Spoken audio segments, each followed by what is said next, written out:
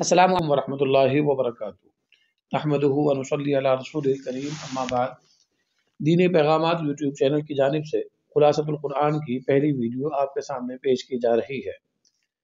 یہ بات ہم سب کو معلوم ہے کہ قرآن کریم میں ہر رکوع ہر آیت میں اللہ تعالیٰ کے احکامات اور ارشادات و مواعظ موجود ہیں۔ وہ علوم و معارف پنہاں ہیں، وہ علوم و معارف پوشیدہ ہیں کہ اگر ہم ان کی تشریح و تفسیر میں لگ جائیں تو یقین جانیے کہ ہماری عمر ناکافی ہے اور قرآن کریم کے وہ علوم و معارف ختم نہیں ہوں گے۔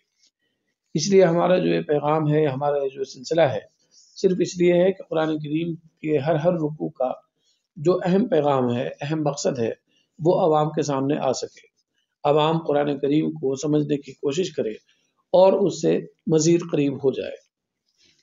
ہمارا طریقہ کار یہ ہوگا کہ اولاً ہر رکوع کی پہلی آیت آپ کے سامنے پیش کی جائے گی، اس کے بعد اس رکوع کی اہم باتیں، اہم پوائنٹس آپ کے سامنے پیش کیے جائیں گے۔ ظاہر سی بات ہے کہ ہر جز کی تشریح یہاں ممکن بھی نہیں اور ہمارا مقصود بھی نہیں۔ دعا کریں کہ اللہ تعالی ہمیں قرآن کریم کی تعلیمات پر عمل پیرا کرے اور رمضان مبارک کی برکات سے ہمیں استفادے کی توفیق عطا فرمائے۔ بسم اللہ الرحمن الرحیم۔ پارہ نمبر 1، سورہ فاتحہ۔ أعوذ بالله من الشيطان الرجيم بسم الله الرحمن الرحيم الحمد لله رب العالمين الرحمن الرحيم مالك يوم الدين إياك نعبد وإياك نستعين اهدنا الصراط المستقيم صراط الذين أنعمت عليهم غير المغضوب عليهم ولا الضالين۔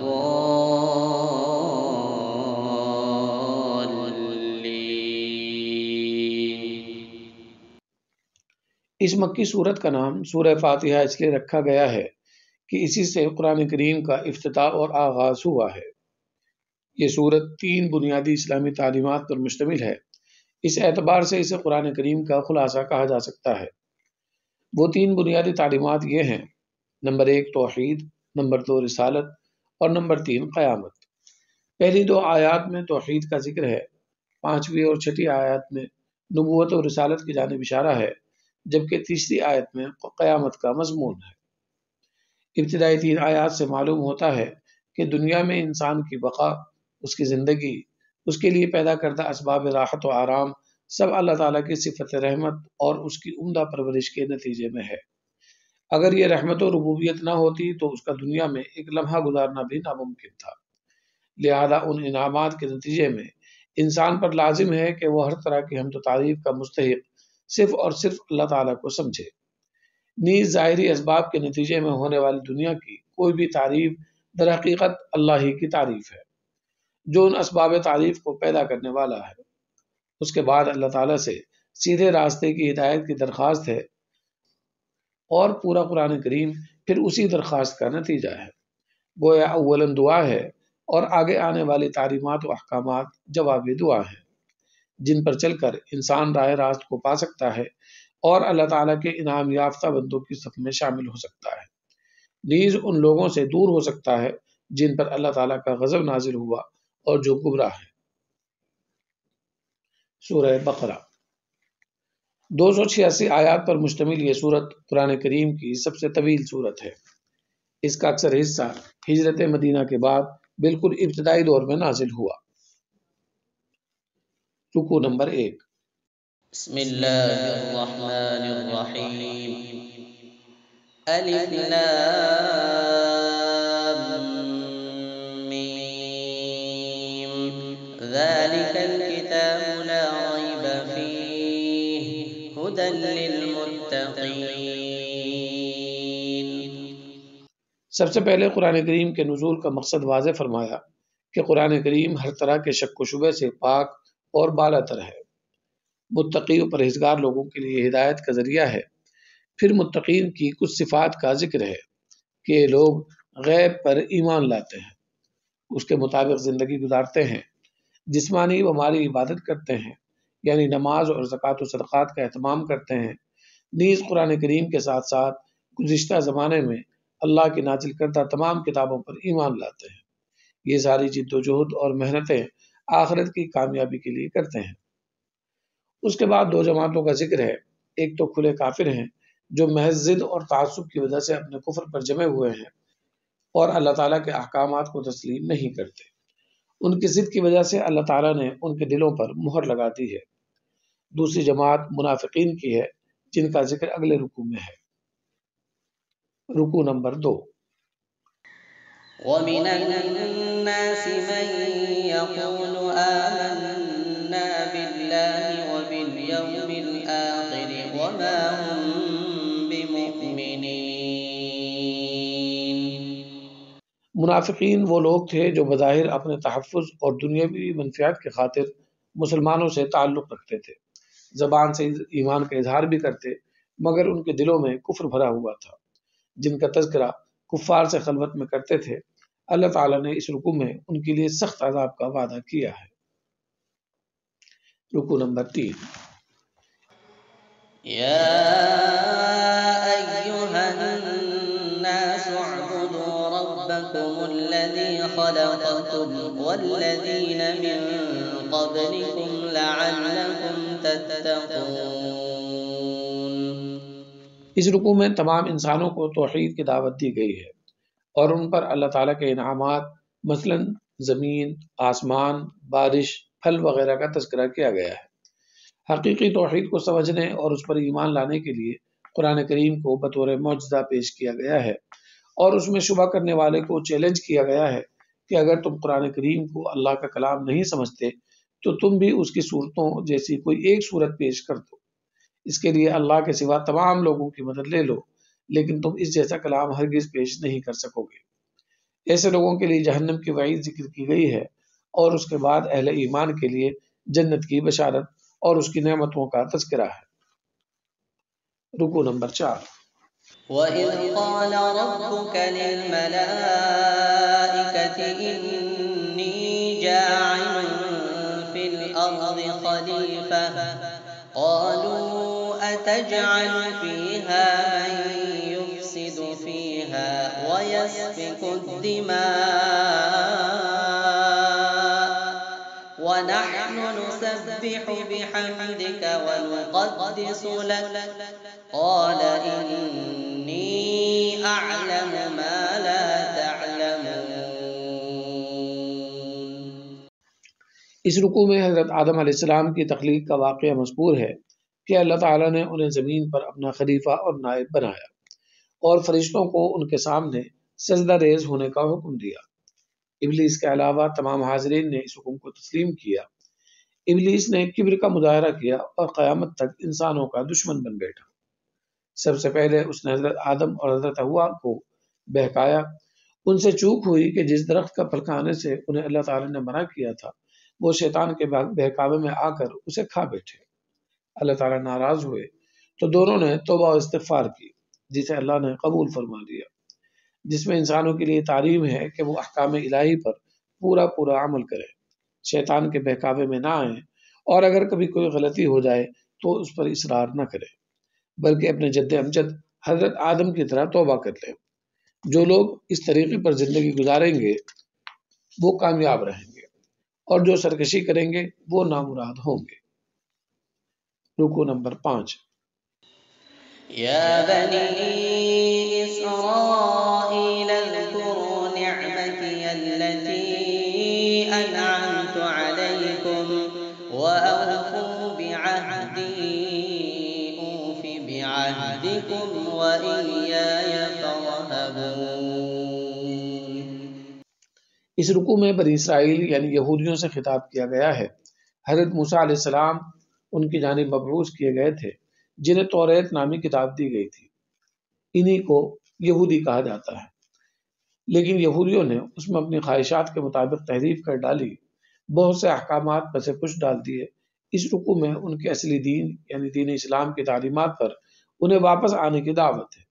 نیز نماز، زکوٰۃ، صبر وغیرہ جیسی عبادتوں کا بھی حکم ہے۔ رکوع نمبر 6۔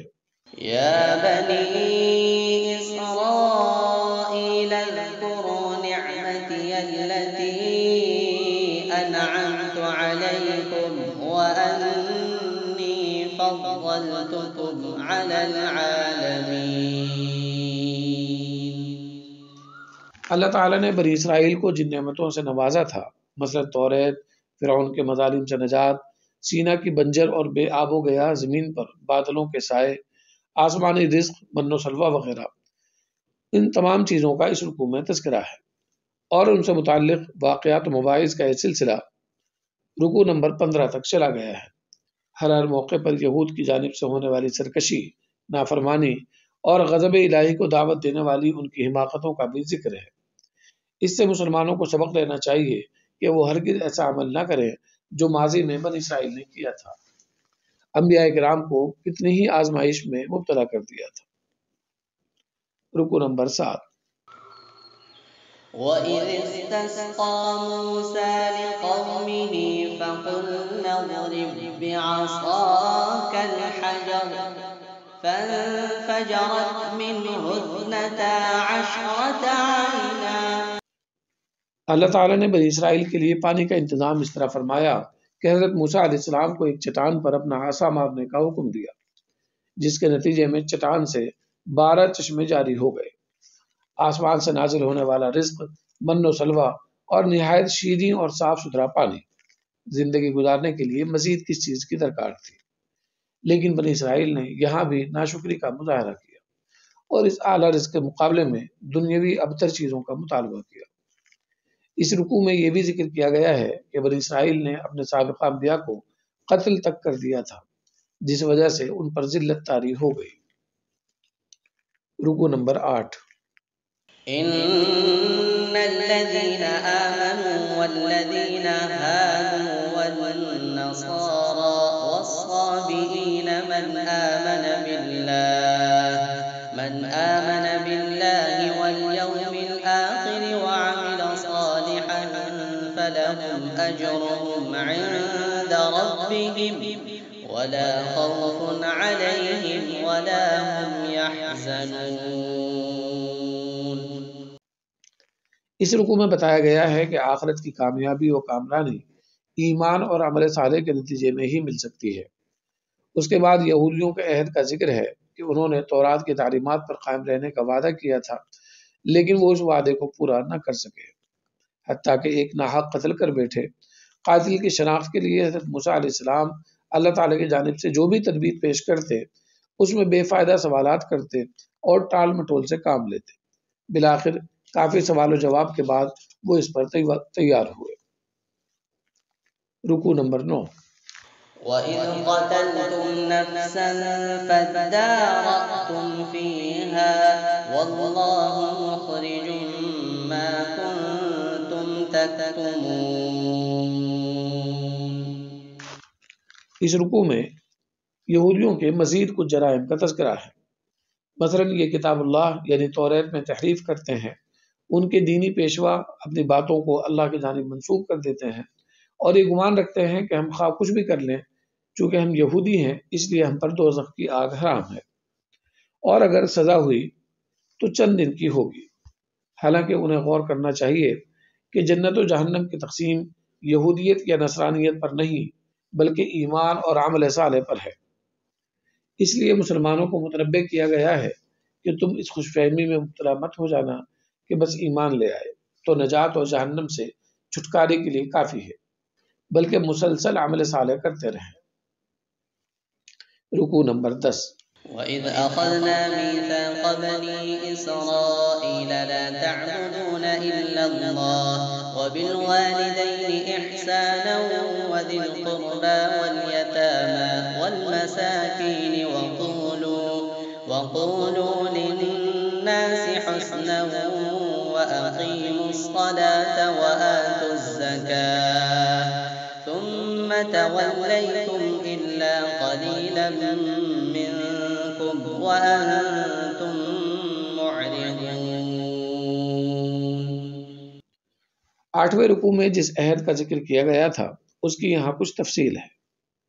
وہ عہد اللہ کی عبادت و اطاعت، والدین، اہل قرابت، یتیموں اور مسکینوں سے حسن سلوک، نرم لہجہ، سچائی، نماز و زکوٰۃ کی پابندی، قتل جیسے گناہ سے اجتناب اور ایک دوسرے کو گھر سے بے گھر نہ کرنے کا تھا۔ لیکن بنی اسرائیل نے ہر شق کی خلاف ورزی کی اور اللہ تعالیٰ کی رحمت سے دوری اور غضب کے مستحق ہوئے۔ رکوع نمبر 11۔ وَلَقَدْ آتَيْنَا مُوسَى الْكِتَابَ وَقَفَّيْنَا مِن بَعْدِهِ بِالرُّسُلِ وَآتَيْنَا عِيسَى ابْنَ مَرْيَمَ الْبَيِّنَاتِ وَأَيَّدْنَاهُ بِرُوحِ الْقُدُسِ۔ اس رکوع میں بیان کیا گیا ہے کہ حضرت موسیٰ علیہ السلام کے بعد کئی انبیاء کرام تشریف لائے، پھر حضرت عیسیٰ علیہ السلام مبعوث ہوئے۔ سارے انبیاء کی تعلیمات کا محور توریت ہی تھی۔ اس کے باوجود بنی اسرائیل سرکشی پر آمادہ ہو گئے، رسولوں کی تکذیب سے لے کر قتل تک کے مرتکب ہوئے۔ اب یہ قرآن نازل ہوا ہے جو اسی دین کی دعوت دے رہا ہے جو حضرت آدم و ابراہیم سے لے کر موسیٰ و عیسیٰ تک کا رہا ہے، سابقہ کتب کی تصدیق بھی کرتا ہے۔ نزول قرآن سے قبل توریت کی پیشین گوئی کی وجہ سے بنو اسرائیل خاتم النبیین رسول اکرم صلی اللہ علیہ وسلم کے منتظر تھے، لیکن اب ضد اور عناد کے سبب ان پر ایمان لانے سے انکار کر رہے ہیں۔ رکوع نمبر 12۔ قُلْ مَن كَانَ عَدُوًّا لِجِبْرِيلَ فَإِنَّهُ نَزَّلَهُ عَلَى قَلْبِكَ بِإِذْنِ اللَّهِ مُصَدِّقًا لِمَا بَيْنَ يَدَيْهِ وَهُدًى وَبُشْرَىٰ لِلْمُؤْمِنِينَ۔ یہودی رسول اکرم صلی اللہ علیہ وسلم کی عداوت پر تو آمادہ تھے ہی، ساتھ ہی حضرت جبریل کے بارے میں بھی زبان درازی کرتے۔ اسی وجہ سے اس رکوع میں کہا گیا ہے کہ جو جبریل کا دشمن ہے وہ دراصل اللہ کا دشمن ہے۔ اس کے بعد بتایا گیا کہ قرآن کریم کا انکار صرف اور صرف سرکش اور باقی لوگ ہی کر سکتے ہیں۔ اس کے بعد بنو اسرائیل کی ایک اور بری عادت کا ذکر ہے، اس طور پر کہ یہ انبیاء کرام کی تعلیمات کو فراموش کر کے شیطان کی ایک بڑی گمراہی سحر اور جادو سیکھنے سکھانے میں پڑ گئے، جسے قرآن نے کفر سے تعبیر کیا ہے۔ اس کے ذریعے میاں بیوی کے درمیان لڑائی کراتے، ان میں جدائی کراتے تھے اور ان سب کو نعوذ باللہ حضرت سلیمان علیہ السلام کی جانب منسوب کرتے۔ اللہ تعالیٰ نے 2 فرشتے ہاروت و ماروت کو نازل فرمایا تاکہ وہ لوگوں کو بتا سکیں کہ سحر کوئی معجزہ یا خدائی عمل نہیں ہے، بلکہ اسباب اختیار کر کے اسے سیکھا جاتا ہے۔ رکوع نمبر 13۔ يا أيها الذين آمنوا لا تقولوا راعنا وقولوا انظرنا واسمعوا وللكافرين عذاب أليم۔ نبی اکرم صلی اللہ علیہ وسلم کی مجلس میں جب یہودی آتے تو اپنی فطری شرارت کی بنا پر ایسے الفاظ کا استعمال کرتے جس کے 2 مطلب ہوتے، ایک اچھا اور دوسرا برا۔ مثلا راعنا کہتے، جس کا اچھا مطلب یہ تھا کہ ہم پر توجہ دے، ہمارا خیال کرے، جبکہ اس کو تھوڑا کھینچ کر بولتے تو اس کا مطلب ہوتا کہ نعوذ باللہ رسول اکرم ہمارے چرواہے ہیں۔ کچھ مسلمان بھی نادانی میں اس طرح کے جملے استعمال کرنے لگے تو انہیں سختی سے اس پر متنبہ کیا گیا کہ قطعی طور پر اس طرح کے جملے استعمال نہ کریں جس سے رسول اکرم صلی اللہ علیہ وسلم کی اہانت کا ہلکا سا بھی شائبہ ہو۔ نیز یہودیوں کی ادنا مشابہت کو بھی گوارا نہ کیا گیا۔ اس کے بعد بنی اسرائیل کے خیال کی تردید ہے جس کی بنا پر وہ کہتے تھے کہ جنت میں صرف یہودی یا عیسائی ہی داخل ہو سکتے ہیں۔ قرآن کریم نے بتایا کہ یہ صرف ان کی تمنائیں، حقیقت سے اس کا کوئی تعلق نہیں۔ رکوع نمبر 14۔ وقالت اليهود ليست النصارى على شيء وقالت النصارى ليست اليهود على شيء وهم يتلون الكتاب كذلك قال الذين لا يعلمون مثل قولهم فالله يحكم بينهم يوم القيامة فيما كانوا فيه يختلفون۔ اس رکوع میں یہود و نصارہ کے باہمی اختلافات کی جانب اشارہ ہے کہ دونوں ایک دوسرے کی تردید کرتے ہیں اور اپنے کو حق پر سمجھتے ہیں۔ جبکہ دونوں کے پاس آسمانی کتابیں موجود ہیں۔ حالانکہ نجات اور حق کا معیار یہودیت یا نصرانیت نہیں، بلکہ وہ دین ہے جو حضرت آدم علیہ السلام سے لے کر رسول اکرم صلی اللہ علیہ وسلم تک رہا ہے، جس کا اصل مرکز قرآن کریم ہے۔ اسی رکوع میں یہود و نصارہ کے ایک اور باطل نظریے کو رد کیا گیا ہے کہ لوگ اللہ کو مادی انسان جیسا سمجھتے ہیں۔ چنانچہ یہود میں سے بعض لوگوں نے حضرت عزیر کو خدا بنا رکھا تھا، جبکہ نصارہ حضرت عیسیٰ علیہ السلام کی الوہیت کے قائل تھے، حالانکہ اللہ تعالیٰ ان تمام حادث صفات سے پاک اور منزہ ہے۔ اخیر رکوع میں رسول اکرم صلی اللہ علیہ وسلم کو مخاطب کیا گیا ہے کہ اے رسول، جب تک آپ ان یہود و نصارہ کی مکمل اتباع نہ کر لیں، یہ آپ سے راضی اور خوش نہیں ہو سکتے۔ حالانکہ اتباع اور پیروی تو فقط اللہ تعالیٰ کی کرنی چاہیے، جس کے قبضہ قدرت میں ہدایت ہے۔ اب چاہے کوئی خوش ہو یا ناراض، اس کی کوئی فکر نہ کرنی چاہیے۔ رکوع نمبر 15۔ یا بنی اسرائیل اذکروا نعمتی التي انعمت علیکم وانی فضلتکم علی العالمین۔ اس رکوع میں بنی اسرائیل کو اللہ کی نعمتیں یاد دلائی گئی ہیں۔ انہیں قیامت کا خوف دلایا گیا ہے کہ دین حنیف کا اصل معیار حضرت ابراہیم علیہ السلام اور ان کی شریعت ہے۔ ان کی اطاعت و فرمانبرداری کی بنیاد پر انہیں دین کی امامت کا درجہ دیا گیا تھا۔ اب تک یہ سلسلہ حضرت یعقوب اور حضرت اسحاق کی نسل میں تھا، جس کی وجہ سے ان کا نام بنی اسرائیل پڑا۔ اسی رکوع میں تعمیر کعبہ کا بھی ذکر ہے، جس میں حضرت ابراہیم کے ساتھ حضرت اسماعیل بھی شریک تھے، اور ان کی وہ دعا بھی مذکور ہے جس میں رسول کی بعثت، کتاب اللہ کی تعلیم اور تزکیہ نفس کا ذکر کیا گیا ہے۔ رکوع نمبر 16۔ وَمَن يَرْغَبُ عَن مِّلَّةِ إِبْرَاهِيمَ إِلَّا مَن سَفِهَ نَفْسَهُ وَلَقَدِ اصْطَفَيْنَاهُ فِي الدُّنْيَا وَإِنَّهُ فِي الْآخِرَةِ لَمِنَ الصَّالِحِينَ۔